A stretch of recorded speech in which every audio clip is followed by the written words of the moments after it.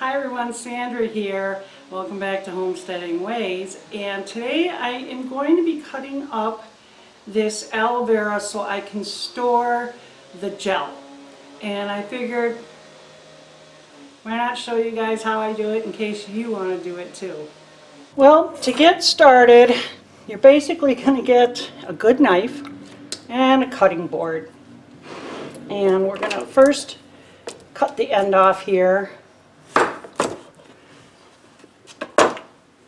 And then you can see in there, it's very slippery if you've never dealt with it before. So you want to be careful with your knife.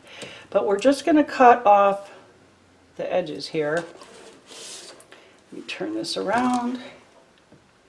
And I'm going to try and get as close to the edge as I can because I don't want to waste any of the gel.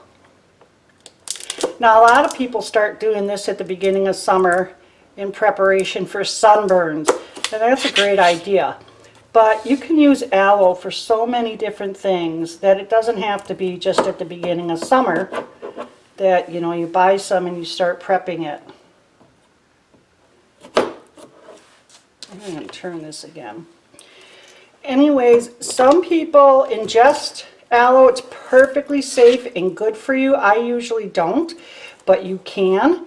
It's supposed to be very good for your digestion, good for constipation. There's actually quite a few things it's good for. And I will put a link down in the description box so you can read about them yourself.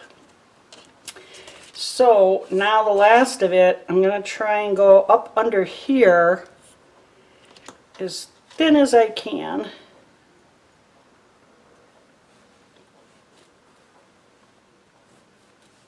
No, that's too thin, at least on this side. I got to go this way.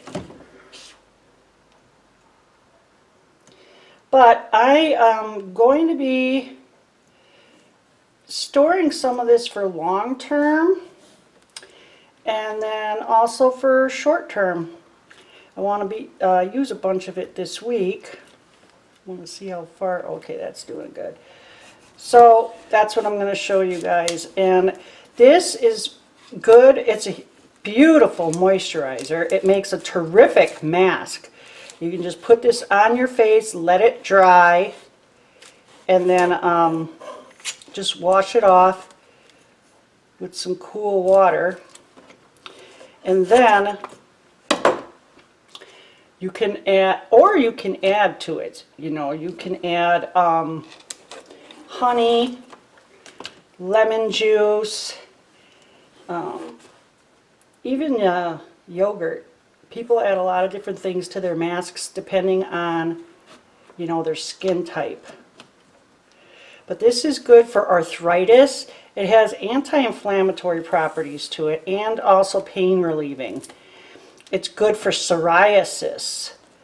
It's good for acne. I mean, there's just so many wonderful things this gel from this plant does.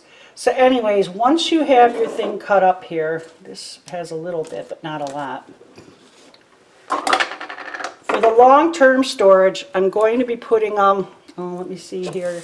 Probably can't see too well, can you? I'm going to be putting them here in this ice cube container.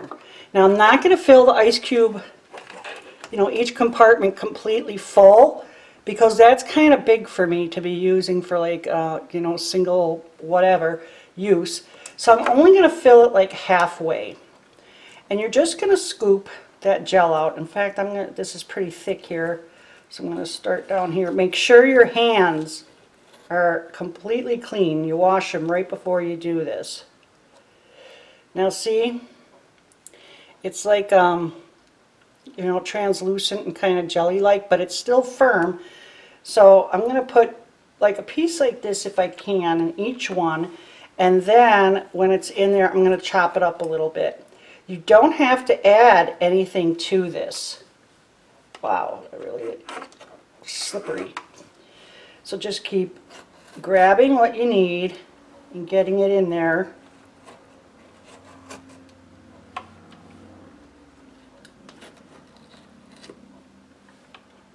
And that's how you're going to store it long term. For short term, like say you want some to use this week, you know, this is also really good for your hair too, especially if you've been losing a lot of hair.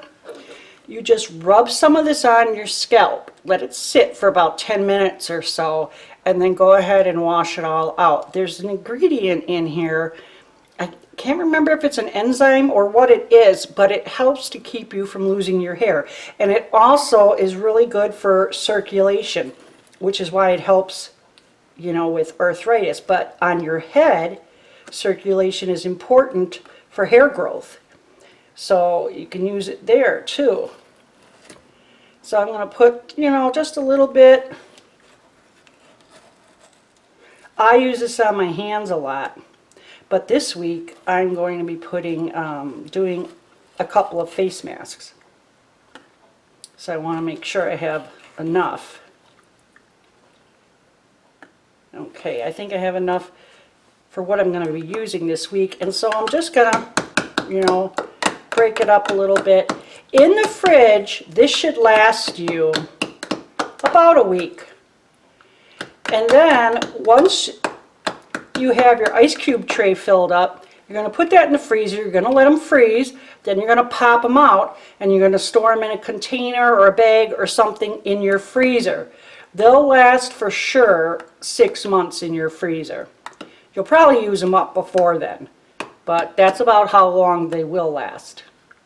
So that's all there is to, preparing your aloe vera for storage, whether it's short-term in the fridge or long-term in the freezer.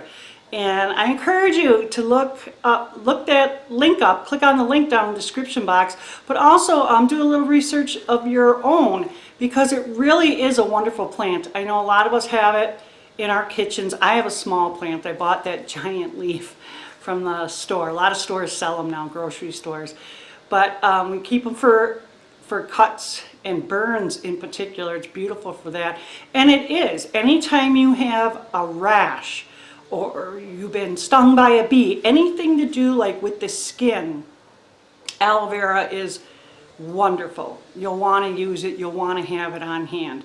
But as far as face masks and all that go, just to be on the safe side, if you do happen to have sensitive skin, just test it on your hand or something first to make sure that it's not going to react bad with your skin.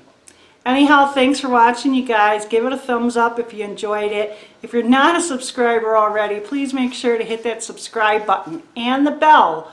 You got to hit the bell to make sure you get all the new videos when they first come out. It was nice talking to you, and you take care.